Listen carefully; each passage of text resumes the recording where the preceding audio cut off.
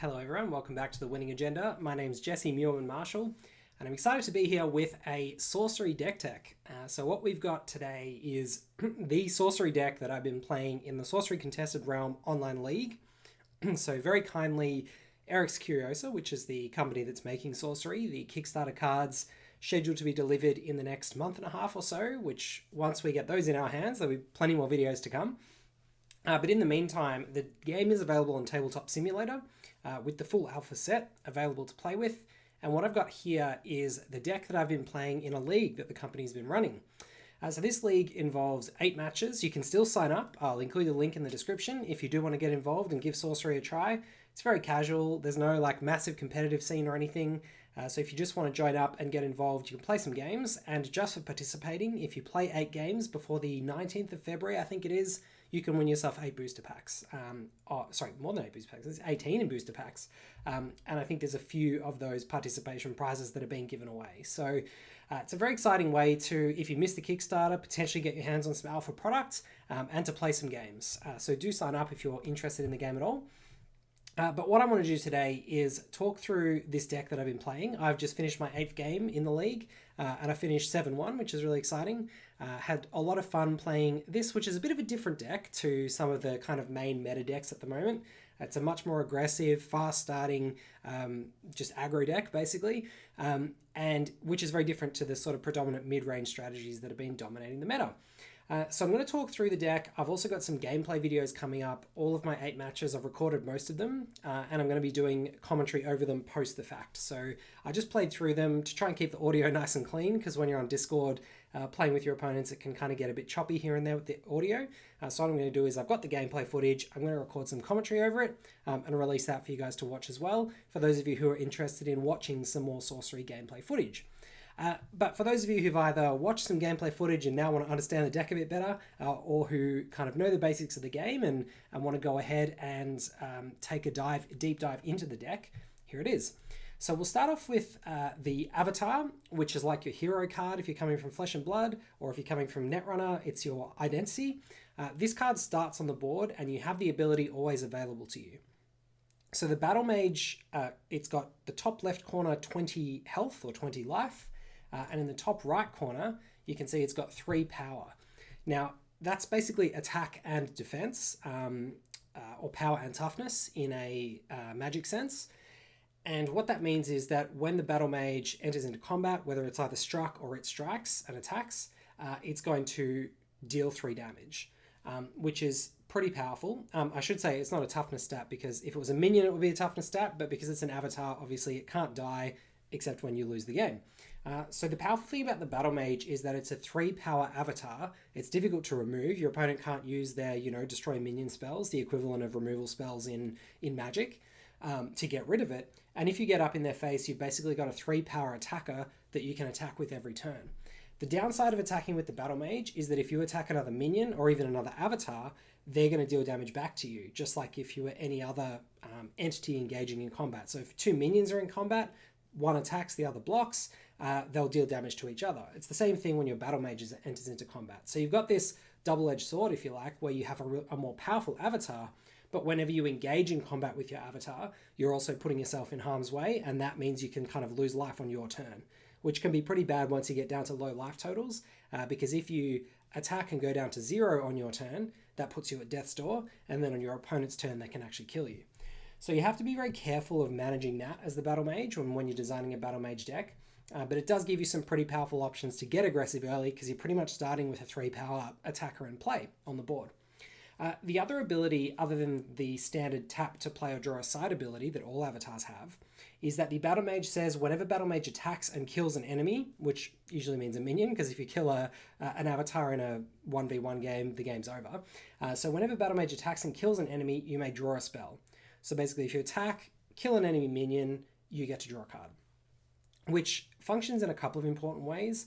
It means that you can get, obviously, some card advantage from attacking if you kill minions, but also it means that if you're trying to deal damage to the enemy avatar by either attacking their sites or attacking them directly, and your opponent trump blocks, you actually get something back for that, which can work really well as well. So that's the avatar that we're playing with. And then the interesting thing about this Battlemage, so when the game was first being tested, a lot of people who were testing with Battlemage decks, when it had a broadly similar ability, certainly had 3 power, was that they were just loading up with equipment. So that's these artifacts, which we'll come to at the end. Things that you can play onto your Battlemage, weapons and armor, and trying to just make it as strong as possible. But the angle that I've taken with this deck is I've got a suite of mobility spells like Teleport, Blink, Grapple Shot, and Whirling Blades, which I'll describe in more detail in a moment, which allow you to get your avatar from one side of the board to the other very quickly to get it into combat. Because when you're wanting to transition, you'll see in the games, in the gameplay videos, in the first couple of turns, you have to tap your avatar to deploy sights to be able to play things. And that means that you can't use your avatar in combat for the first couple of turns. And because your avatar starts on the opposite side of the board to your opponent, on the turn when you want to transition from tapping to play sights to actually getting into combat, you want to be getting straight in there. And these mobility spells allow you to do that without having the time lag of walking across the board, basically. So that's what the magic does. And once I realized that I had all this mobility magic in the deck, you also then realize you only kind of usually need 1, maybe 2 of those spells in the game to play on your actual avatar. So what are you going to use them? They become dead cards in your hand if you're not using the rest of them on your avatar and you draw 3 or 4. So one good way that you can use them is air, which is the element that we're playing here, this little pointing up triangle with a line through it. All of our sites, or our equivalent of lands that we play, have this ability that Genesis, which means when it comes into play, if it's the only one of this particular tower that you have, and there's 3 different towers, you gain an extra mana this turn. So that means on turn 1, when you play your first site, if you have a tower in hand, any tower, on turn 1, you're usually going to be able to get 2 mana. And we're playing 3 of each tower, so 3 Dark Tower, 3 Lone Tower, and 4 Gothic Tower. So 10 out of our 20 sites are towers. So 50% of our sites, keeping in mind that we draw 3 on turn 1, 50% of the sites in our deck are towers, and we also get a mulligan, which means we can mulligan up to 3 of the original ones we draw. So the chances of us having at least 1 tower in our opening hand are really high, which means that if we're on the play or on the draw, on turn 1 we can play a tower, and then play any of these 2-drops. So we have 8 2-drops in the deck, Men of Leng and Spectral Stalker, and I'll talk through what they do and how important they can be on turn 1. So Men of Leng it's a 2-power minion, and it says when it strikes an avatar, so when it hits the enemy's actual avatar on the square that they're in, that avatar discards a random card. So it doesn't work when you hit their sites. If you're attacking them by attacking one of their other sites, you have to actually hit the avatar personally. But making them discard a random card is pretty powerful. Now, you can probably see where this is going with what I was saying about the mobility spells before. Just as it's really valuable to be able to blink and skip your Battlemage across the board, Men of Leng also has great synergy with mobility spells, because if you can blink or grapple shot or teleport your Men of Leng into contact with their avatar, you can hit them straight away. And if you play Men of Leng in combination with grapple shot, you can actually make them discard 2 cards on 1 turn. Because you can grapple shot, it says, an ally shoots a projectile. If this hits a unit, the ally is dragged to that location and may strike the hit unit. And because Men of Leng uses the language, when Men of Leng strikes an enemy avatar, they discard a card, it triggers off grapple shot's additional strike. So you've got your Men of Leng, just imagine they're on one side of the board, say the starting square, your starting square, and there's nothing between them and the enemy avatar, who's on the complete other side of the board. You can play a grapple shot for 3 mana, grapple all the way across the board, hit the enemy avatar, pull your Men of Leng there, they get a free strike, the enemy avatar discards a card, and then you can tap your Men of Leng to strike the avatar again, and they discard another card. So that's a pretty powerful combo, but it works just as well, or not just as well, but similarly well, with teleport, just teleporting your Men of Leng across the board, or blinking them 1 step closer, and having sort of a surprise attack on the enemy avatar that they didn't see coming. So in my games, you'll often see people removing Men of Leng pretty early. If I do play it on turn 1, most people prioritize playing a removal spell on it. But what that also does, having a threat that you can play on turn 1 as a battle mage that your opponent has to remove, or it's threatening card disadvantage in the long game, is it means that they're starting from a position of having to play removal spells on your minions, which means they're not developing their own board to threaten your life total. And you can use that time to set up, keep playing minions, they hopefully keep 1-for-1ing you, and then you can get in with your Battlemage and start hitting them, and your more powerful minions as well. So Spectral Stalker is another turn 1 play if we've got a tower. So it's 2 mana for 2 power, and it's got Voidwalk, which means that you can play it on any void on the board. So you can actually play it on the square next to your opponent's avatar on turn 1. You don't have to play it on one of your sites. So Voidwalk minions are really powerful because you can position them anywhere on the board. Phase Assassin similarly is a 3-cost minion. It's also got Voidwalk, and it's got this additional ability which makes it a bit resilient to removal. So it says whenever Phase Assassin enters the void, he gains stealth. So it's a 3-cost 3-power minion. It has stealth. You can deploy it all the way on the other side of the board. And what often happens is you'll play it next to your opponent's avatar on one of the adjacent voids next to it. And then they'll tap and play a site underneath your Phase Assassin, so all of a sudden it's not in the void anymore, and then they might try and remove it with a removal spell.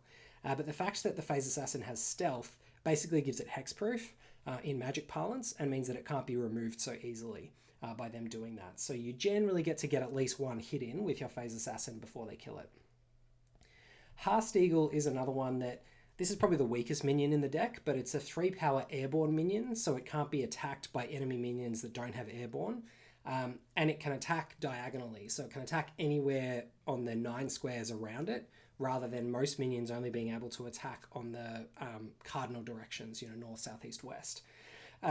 It also has this additional ability, may carry a weaker allied minion, which means you can use it in concert with Men of Lang to attack with your Hearst Eagle or move with your Hearst Eagle, carry the Men of Lang 1 square forward, and then attack with your Men of Lang on their avatar. So that's the reason that that's in the deck. It also combos well with Updraft Ridge, which is one of the air sites that we have in the deck. And Updraft Ridge says airborne minions atop Updraft Ridge have movement +1. So if you do happen to start with an Updraft Ridge early in the game, you can play your Men of Lang on it, and then you can play your Hearst Eagle on it, and you can actually move your Men of Lang all the way across the board, being carried by the Hearst Eagle, because the Hearst Eagle will have an additional square of movement. So that's a few of the little synergies and combos. Spire Lich is an interesting one of that I've got in the deck. It's a 3-cost 1-power minion, which is a terrible rate, but it says if it's atop a tower, which we have a lot of because we're a mono air deck, it has +2 power, so it becomes a 3/3. It's ranged and a spellcaster. So the ranged is the important part. So a 3-power ranged minion can actually tap to attack 1 square away, and it doesn't get attacked back. And what this allows us to do is basically play this in the middle of the board and have a bit more control over enemy minions. We can sort of snipe their blockers out of the way without losing a card, so we get card advantage that way. Or we can contribute to taking down a bigger minion. You tap this, shoot something for 3, and then you can attack for 2 with your Spectral Stalker that you already had in there for a couple of turns to kill a 5-power blocker that they've played to try and gum up the board.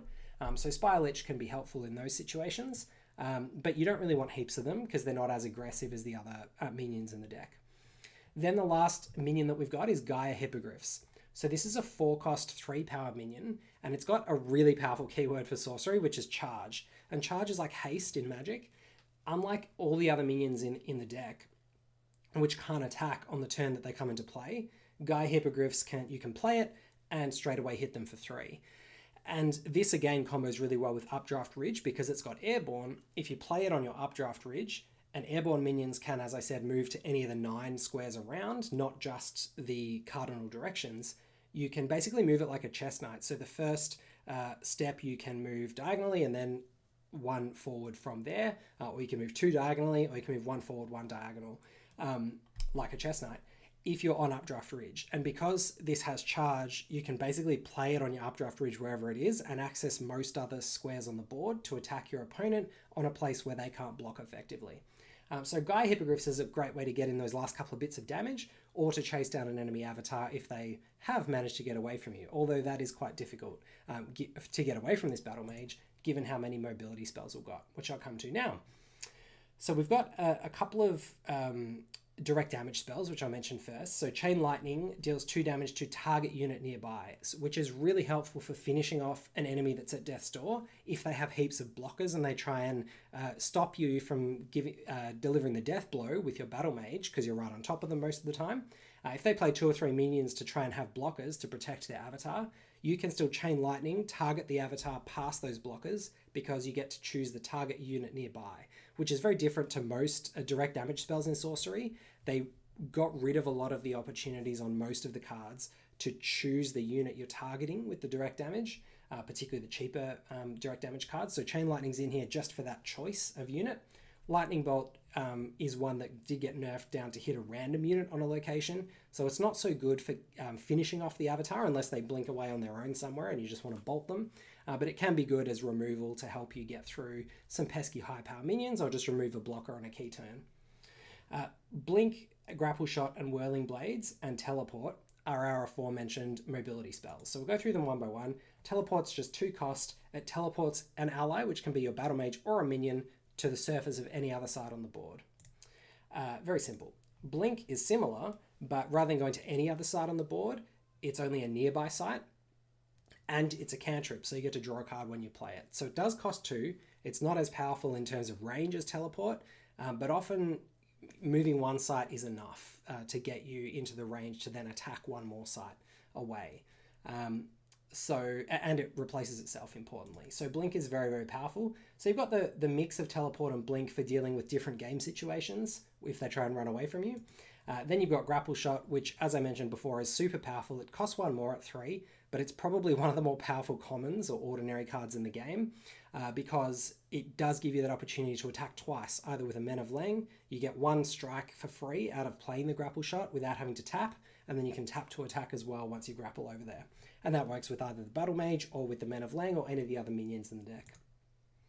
Then we've got Whirling Blades, which is the most expensive. Oftentimes, you'll see that I've avoided most things that cost more than 4 in this deck, because by the time you've got 3 or 4 mana available, usually you want to be starting to actually attack with your Battle Mage, which means you're not playing any more sites out and you're not getting any more mana.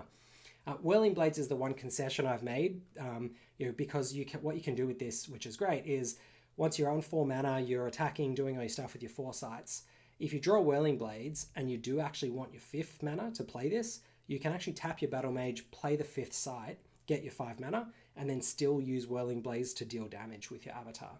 And that's because Whirling Blades says an ally, which can be your avatar, your Battle Mage, may take up to 2 steps, and then they strike each enemy along their entire path. So what this allows you to do is clear out masses of blockers, hit an enemy avatar that's hiding behind lots of blockers as well, similarly to Chain Lightning, because this lets you strike every enemy unit on each site, and it lets you have a bit of mobility as well, because you get to move 2 sides. So Whirling Blade's a very powerful finisher, and a really powerful way to clear out multiple blockers. So that's the majority of the spells in the deck. We've then got a couple of equipment. I did, as I said, a lot of Battle Mage decks early on were trying to play heaps of equipment to just make their Battle Mage some kind of Inspector Gadget situation. But what I've done is just include equipment that is going to help me get out of common game situations that eventuate, that make it difficult for you to attack profitably. So Screaming Skull is the first one. It says whenever the bearer attacks, which is usually your Battle Mage, because you'll usually equip your Battle Mage with this, whenever a bearer attacks and kills an enemy, it untaps. And what that means in combination with Battle Mage's ability is that you can profit. There's sort of an archetype in the game of Earth villagers that plays out a lot of 1 power creatures all over the board, which can make it difficult for you to attack profitably. But if you then play a Screaming Skull on your avatar, you can attack one of their 1 power villagers, kill it, draw a card, you only take 1 damage from the attack back, untap, and then attack the next one, and so on and so forth. So you're chewing up all their villagers, moving across the board, and drawing cards all the way along. You do take a bit of damage along the way, but that's kind of worth it for those other benefits that you're getting. Flaming Sword is, I've got 2 of these because it's the more common issue you run into, which is wanting to get through multiple units on a site, and killing 4 power things. So Autumn Unicorn is a powerful Earth blocker that's played a lot. It's a 3 cost 4 power vanilla minion, and Flaming Sword lets you profitably interact and attack an enemy avatar even once they play out an Autumn Unicorn or a similar 4 power blocker. So it gives your bearer +1 power, which is important to turn your Battle Mage into a 4 power avatar, which is super powerful because, again, they can't remove it from the board. And it strikes full splash damage to every other enemy at the struck unit's location. So if you have teleported, blinked, or grapple shotted onto the same square as their avatar, then you can tap to attack either the avatar or one of the minions there, and it's going to splash to everybody else who's on that site, every other enemy, which is an extremely powerful ability. Then we've got Mask of Mayhem, and this is a late edition which I actually added halfway through the league, so in the first couple of games I didn't have this in the deck. And I added this because you'll see the one game that I lost, there were a lot of 5-power minions on the board, and the Flaming Sword, one Flaming Sword, doesn't get you to the point where you can profitably interact with 5-power minions, whereas a Mask of Mayhem does two things. It means if you play it, if your opponent's on sort of 8 or 9 or 10 life, and you've got some lower power minions or just your battle mage and one other minion nearby, they might feel like they're safe for one additional turn, whereas Mask of Mayhem can speed up the game so that yes, you take double damage from their strikes, but if you can get them to death's door first by playing the Mask of Mayhem and getting them down to 0, when they were expecting to have one more turn to get you down to death's door first, then you can win the race. So this can switch a race and it can let you kill 5-power minions more easily, although it is risky and it's a double-edged sword because they're also going to deal double damage to you. So that's the deck. There are a couple more sites worth mentioning. Free City is something that you basically get to play if you're a mono element deck, which we are, because it doesn't generate any threshold, but we don't care about that because we're always going to be able to meet our threshold requirements because we've got heaps of air threshold on all our sites. So we can play three free cities, and what they say is once per turn it may attack or defend against enemy units here. So this can just be a good one to play on the middle site, so that if your opponent is going to try and attack into you, you've just got like a 3 blocker basically, so you can block against some of their more powerful minions as they come across the board. That's probably all that's worth mentioning. The only non-air site we've got is a Pillar of Xeros, which can help you gain a few life in the mid-game. It is a bit awkward because we tend not to draw sites. We just basically play out our 3 starting sites, maybe one more, and then start attacking with the Battle Mage. So we don't often see this because usually if it's in our opening hand, we want to mulligan it for a tower. But if it does happen to be our 4th site we draw, or sometimes our 5th, it can give us a nice little life boost. So it's in there because it doesn't cost us that much to have it in there and it's pretty powerful. And then that's about it. So yeah, I hope you enjoyed the deck tech. As I said, we'll have the gameplay footage coming up very soon. I'm going to do some commentary over that and post those videos. If you've got your thoughts on the Sorcery League, if you've been playing in it, please let me know. Please let us know in the comments. And for those of you who are interested in getting involved in playing the Sorcery League, do check that out in the link in the description below. And hope to see you in the contested realm very soon. Thanks very much, everyone.